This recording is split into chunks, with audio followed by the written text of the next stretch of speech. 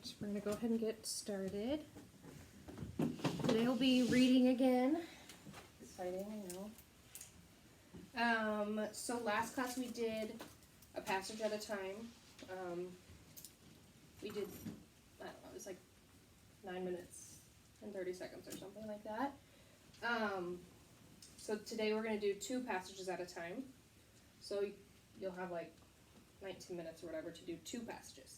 So you'll have 9 minutes, 30 seconds still to do each of them, but we're going to do them together. So you get that time management down on your own. Let's see. And then hopefully we'll get through all 4 passages. So then at the end of the class, you can kind of get a projected score of what you would get out of a 36 scale. So that'll kind of give you an idea of where you're sitting, and then you can kind of go from there, see if your time management's good, or if you need to go faster or slower, whatever. Okay, so there's not much more to talk about in terms of reading, so we'll probably just go ahead and get started. Okay. So we're going to be working out of this book. Yeah.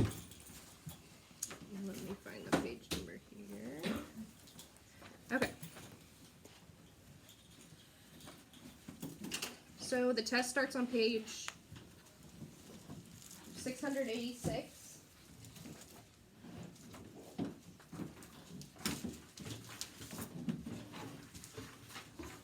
I don't know what this book has.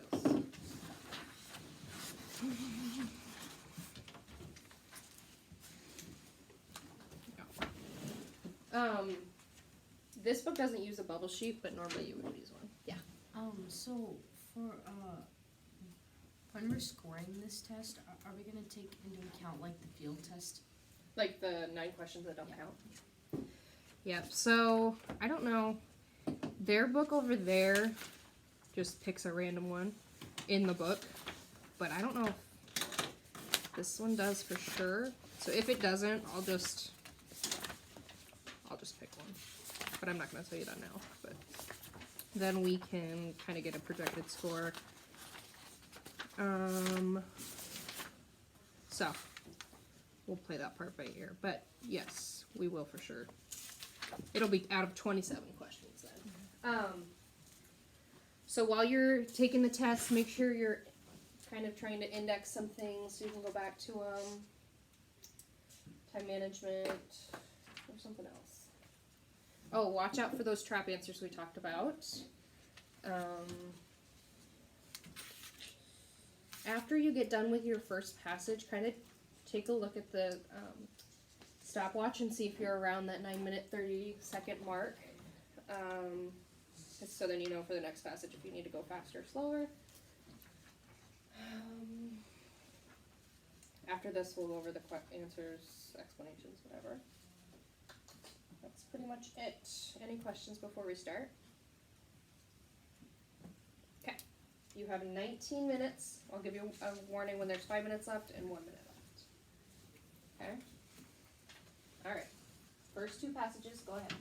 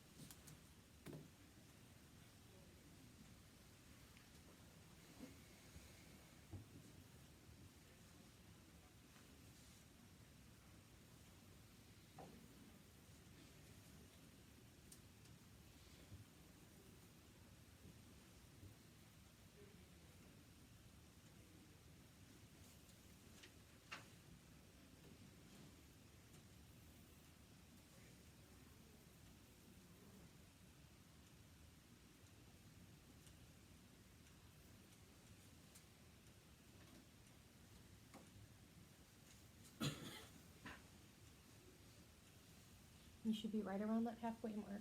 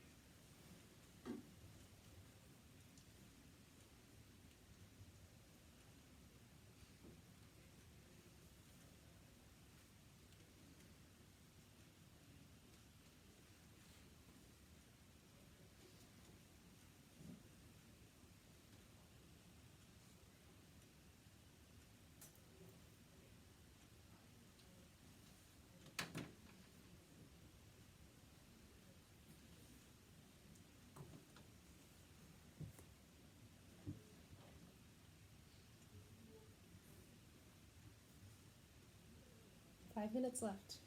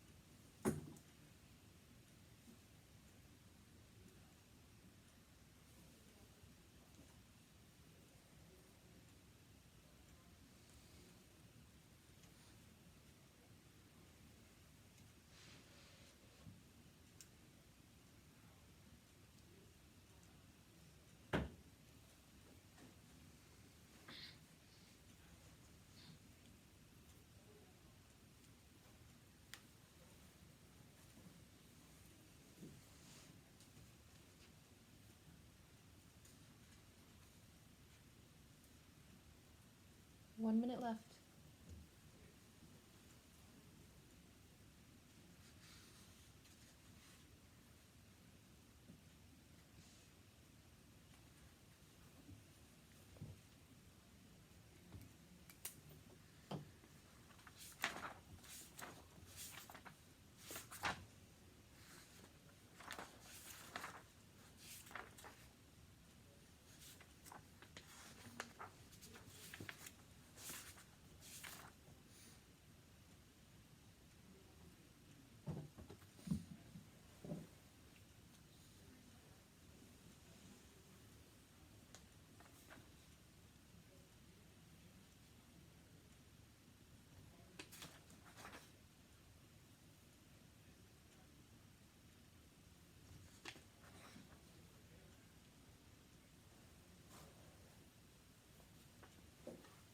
All right, time is up.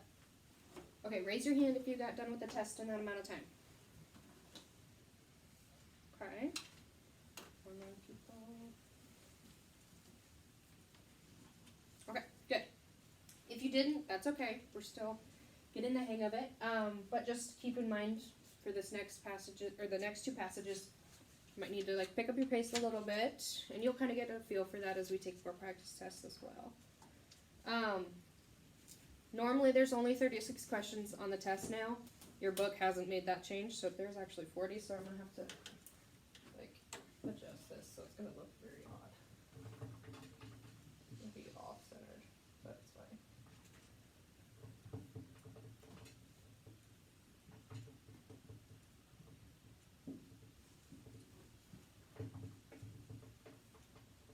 Okay. So we'll go over the answers for those first two. Okay. So number 1 is B.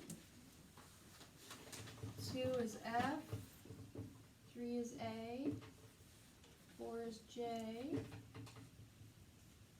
5 is D. 6 is G. 7 is D. 8 is H. 9 is C. And 10 is G. Okay. So kind of take note of which ones you missed there. 11 is A. 12 is F. 13 is C. 14 is J. 15 is B. 16 is G. 17 is B. 18 is F. 19 is D. And 20 is H. Okay. So those are the answers for the first two. Okay. Now let's see if there's any that we need to address. It's missed by a lot of people. So how many missed number 1?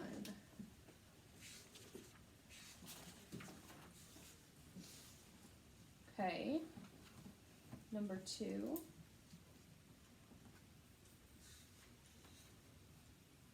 Number 3.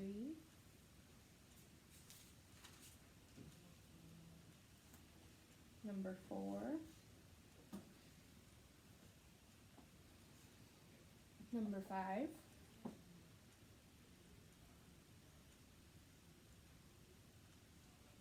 Number 6. Number 7. Number 8. 9. And 10. Okay. So out of those, looks like 5 and 10 were the most missed. Okay. And if we have time, we'll also go over 1 and 3. Those had a couple as well.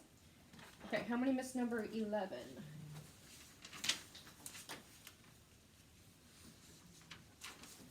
12? 13? 14, 15,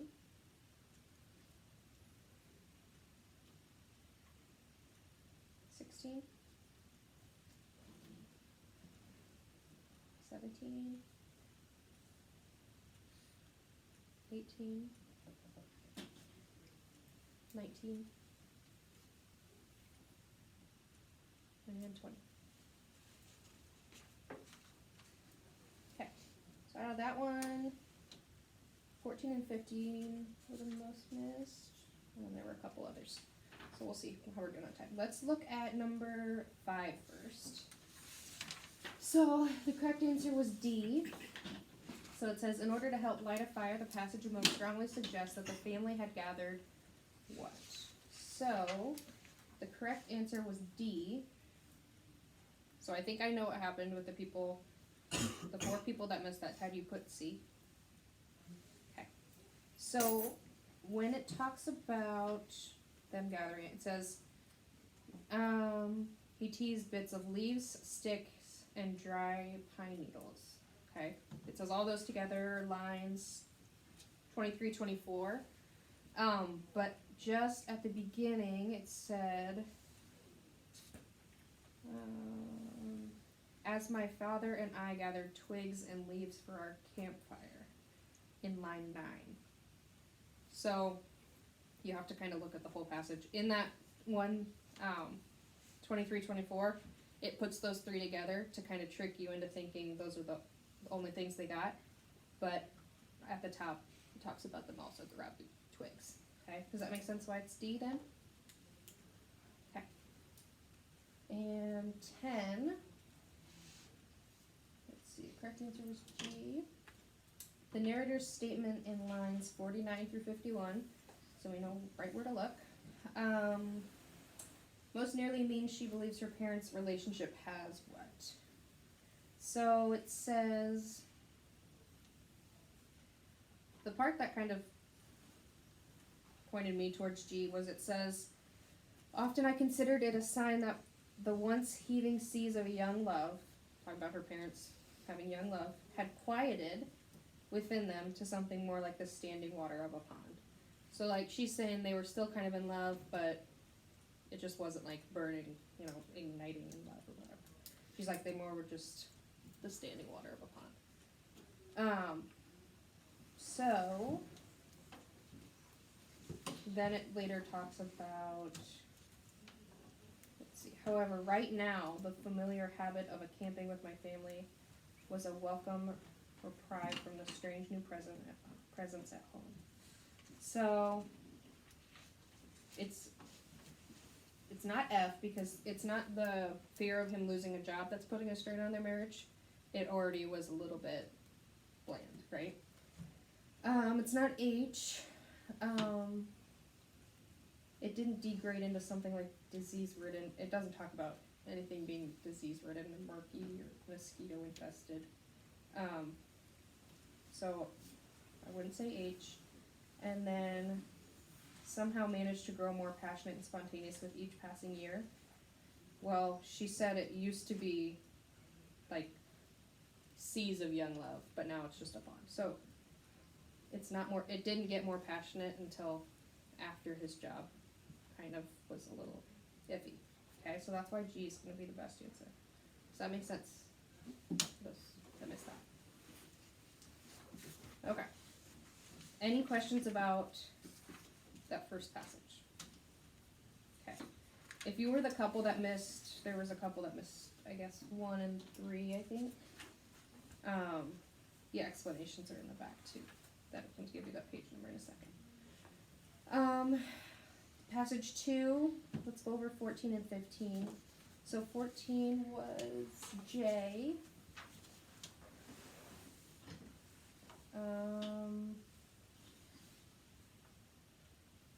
15 was B. Okay. As described in the passage, philanthropy organized by religious institutions, what? J doesn't seem right. Hold on.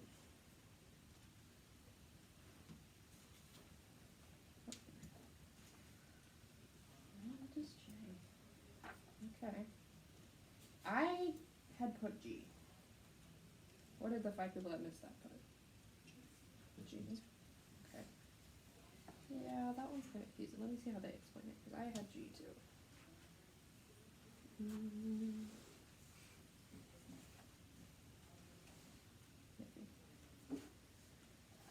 It says...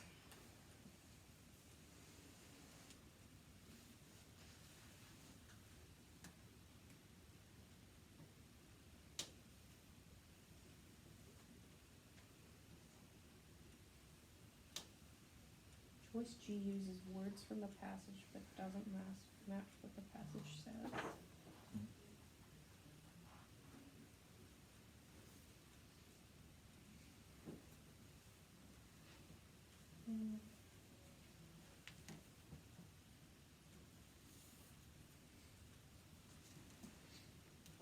I don't know.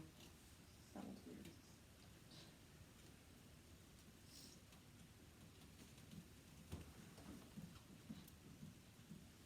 Establishes a lifelong commitment. Okay, so they're saying based off of like lines 19 to 22-ish, where it says, this type of charity succeeds more in establishing a lifelong commitment to philanthropy across the church-going public than it does solving the systemic problems. And it says, I think the reason they're saying it's not G is because it's been exalted as one of the, like, people believe it to be one of the highest forms of moral behavior, but our author doesn't believe that. So that's why it's not G. But I get, obviously, because I did the same thing, why you would think G. But based off 19 to 22, that's why the answer is J. Does that make sense? Okay. And 15. When Karen Pitts talks about other activities they enjoy, line 49, she's most likely referring to, so it says, Karen Pitts says, seeking to engage donors by merging their charitable giving with other activities they enjoy. So she organized wine tastings that encouraged people to donate while they were tasting wine, I guess. So I did process of elimination with this one. It's not A, because they're not finding promotional context for their wineries. It's more for the charity, and the wine is like a reason to get people in the door. Okay, so it's not promotional for the winery as much as it's getting the people in. It's not C, because they're asking specifically about what she meant by the other activities they enjoy part of her sentence. So that's not saying that it's giving thousands of dollars. They're asking why did she include the other activities part, if that makes sense. And then finding win-win opportunities. Yes, it's a win-win opportunity, but it's not with other donors in the wine industry. This has nothing to do with the wine part of it. It's her saying that in order to get people in the door, they have to have a reason to go there, like a wine tasting or something social for them to want to donate while they're at something that they're doing that they enjoy. Does that make sense? Okay. Any questions about any of the ones on passage 2? 20? Okay, lines 81.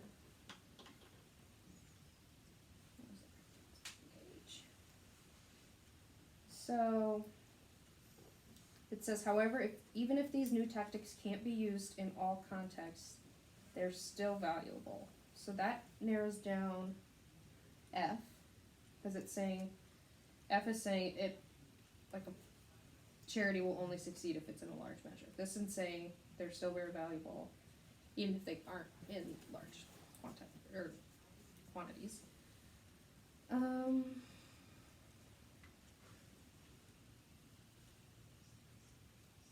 Same thing with J. It doesn't say anything specific about large organizations having more effect than smaller. It says they're still very valuable.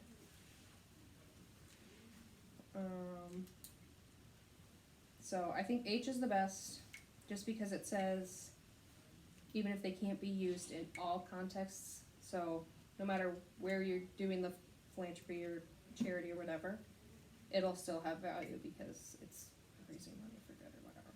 Okay, does that make sense? Yeah. Okay. And if we didn't get to any of yours, if anyone had any others, let me see where the explanations start. They start on page 741. So later today, if you, or whenever, if you want to see why you got it wrong and you want their explanation, 741 is where it'll start. Okay, we're going to go on to the next two passages. I'll give you 19 minutes again. If you didn't get it done in the 19 minutes last time, then kind of try and pick up your pace a little bit. And then we'll get your guys' projected scores for that. Okay, are we good? All right, you can begin.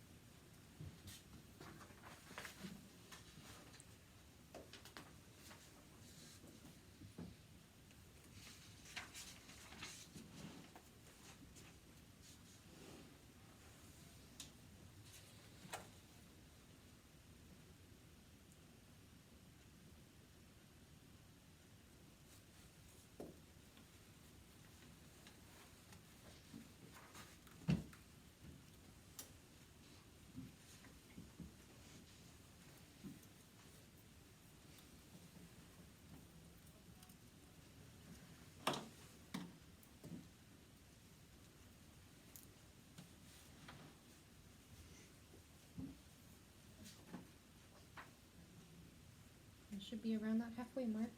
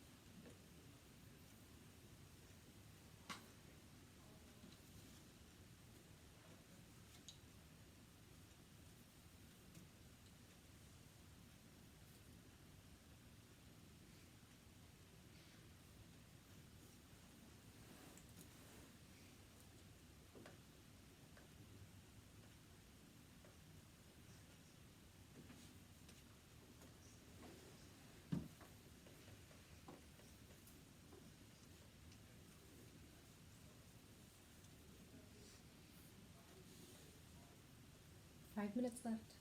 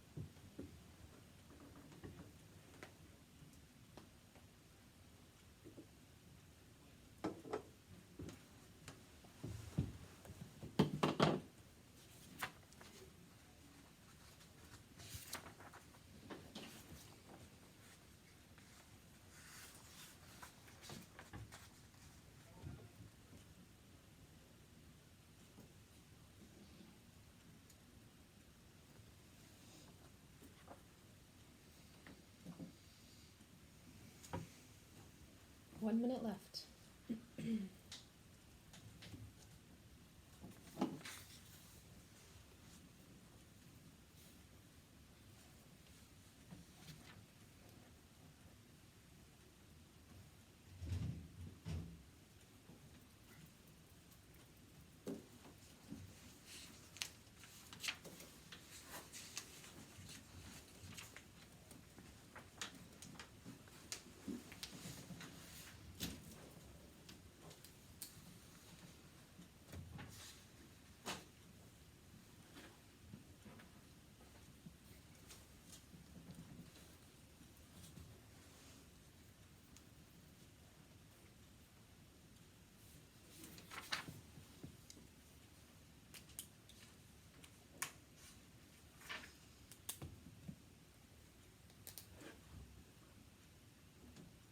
All right, time is up. Okay, I'll go ahead and go over the answers quick. You guys can get out of here.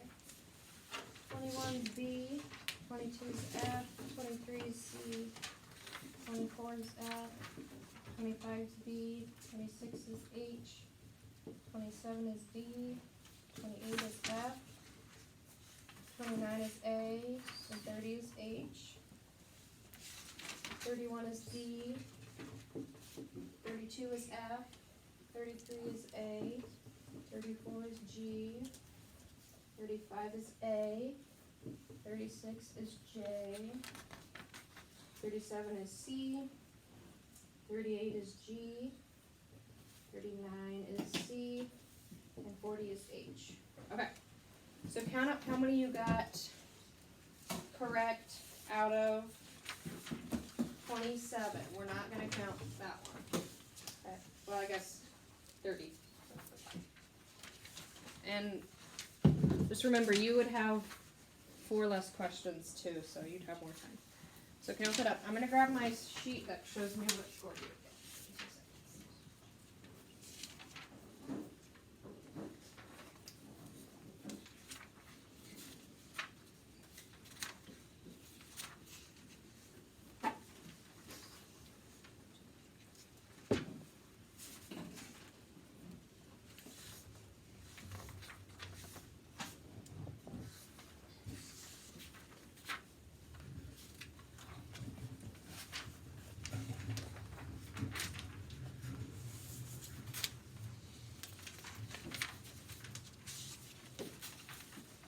Don't count, if you got any wrong, don't count them out of this section.